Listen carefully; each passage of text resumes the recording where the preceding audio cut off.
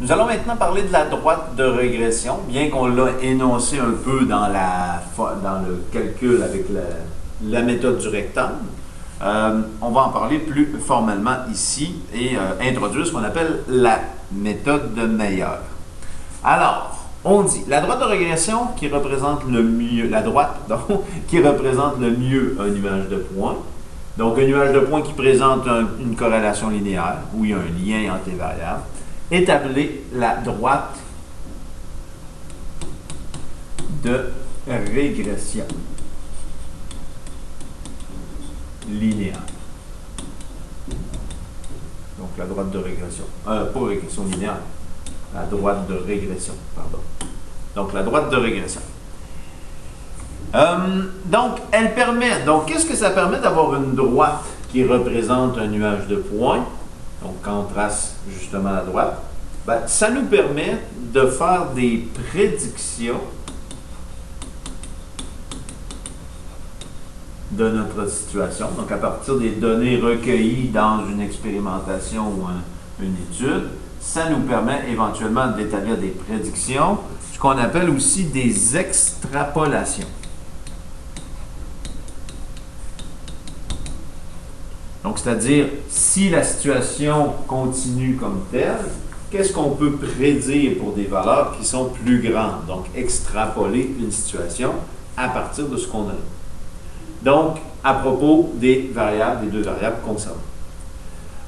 Bien sûr, ce ne serait pas logique de faire de prédiction s'il n'y a pas de lien entre les variables étudiées ou si le lien est faible. Si on a une corrélation en bas de 0,5, ce ne serait pas vraiment utile. Ben, on pourrait le faire, mais les prédictions qu'on fait ont moins de valeur.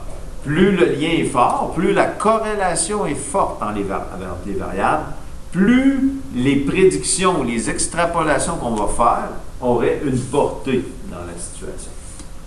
Donc, il faut donc au préalable, avant de faire des prédictions, valider avec le nuage de points ou le tableau de double entrée qu'il y a vraiment corrélation et peut-être justement juger de cette corrélation-là, voir si l'intensité du lien semble être forte. Bon, les caractéristiques de la droite de régression, ben, l'inclinaison de la droite est celle suggérée par le nuage de points. Donc, c'est sûr que la droite de régression représente bien le nuage de points. Donc, si on sent ici un nuage de points qui descend d'une certaine façon, ben, une droite qui aurait été positionnée comme ça n'est pas représentative du nuage de points.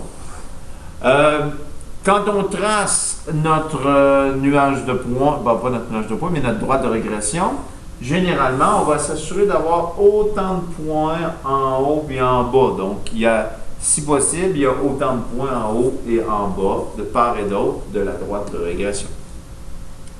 La droite de régression ne passe pas nécessairement par un point du nuage de points. Donc ici, elle passe par un point, mais ce n'est pas obligatoire.